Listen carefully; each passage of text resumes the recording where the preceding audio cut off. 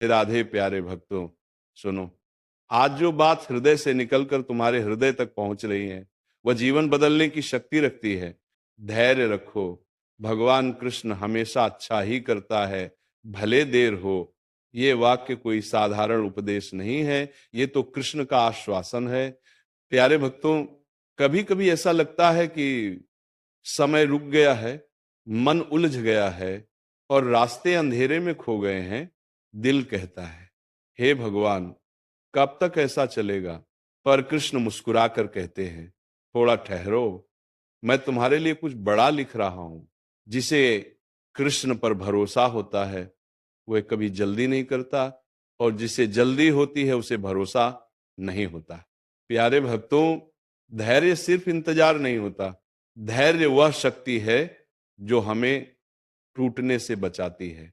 धैर्य वह दीपक है जो अंधेरे में भी रोशनी बनाए रखता है। धैर्य वह सांस है जो कहती है, कृष्ण मेरे साथ है, मुझे कुछ नहीं होगा। कभी गौर करना, जब बादल घिरते हैं, आंधी चलती है, बिजली चमकती है, तो सूरज कहाँ जाता है? कहीं नहीं, वह बस थोड़ी देर छिप जाता है, पर रहता वही है। वैसे ही प्यारे भक्तों, कृष्ण भी कभी जाते नहीं हैं। बस परिस्थितियों का पर्दा थोड़ी देर के लिए हमें ढक लेता है, लेकिन कृपा हमेशा आसपास घूमती रहती है। एक और बात सुनो, जब मिट्टी को घड़ा बनने से पहले चाक पर चढ़ाया जाता है, तो कुम्हार उसे जोर जोर से थपथपाता है, कभी दबाता है, कभी खींचता है। मिट्टी को लगता है, ये मेरे साथ ऐसा क्यों कर रहा है?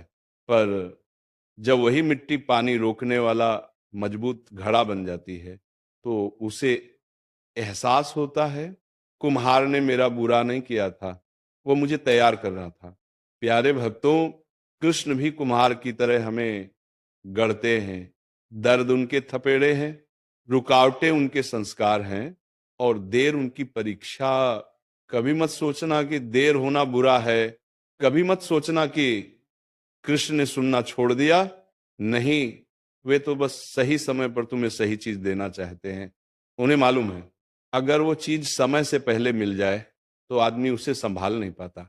इसलिए प्यारे भक्तों, जब जीवन थकाए, जब मन डगमगाए, और जब कोई राह न दिखाई दे, तो और भी ज्यादा कृष्ण का नाम जपो।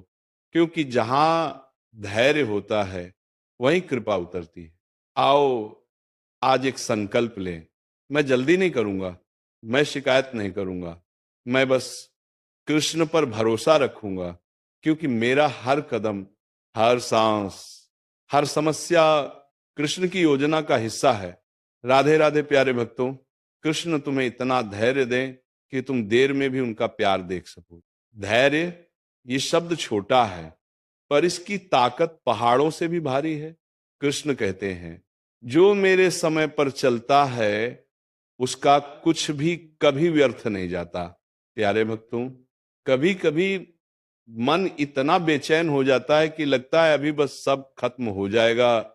आंखें भीग जाती हैं, आवाज कांपने लगती है, दिल में तूफान उठ खड़ा होता है, और तब हम रुककर आकाश की ओर देखते हैं। हे ठाकुर, अब क्या करूं? पर उसी क्षण भीतर एक धीमी सी आवाज आती है, शांत रहो, मैं हूं ना। यही धैर्य है, और यही कृष्ण का सहारा है। देखो प्यारे भक्तों, बीज को अंकुर बनने में समय लगता है, भूमि उसे छुपा लेती है, अंधेरे में रखती है, पर अंदर ही अंदर वो बढ़ रहा होता है। अगर किसान अधीर होकर रोज बीज खोद दे, तो क्या वो पेड़ बन पाएगा? कभी नहीं।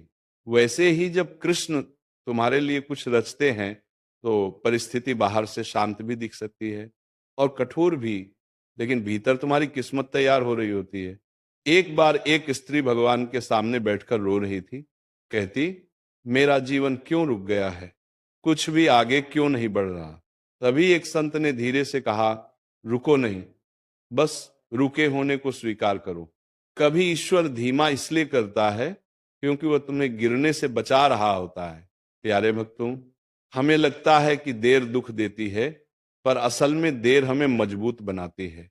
धैर्य वह सीढ़ी है जिस पर चढ़कर ही कृपा आती है। सुनो, जब नदी शांत बहती है तभी उसका पानी साफ होता है। जब मन शांत होता है तभी कृष्ण का संकेत सुनाई देता है।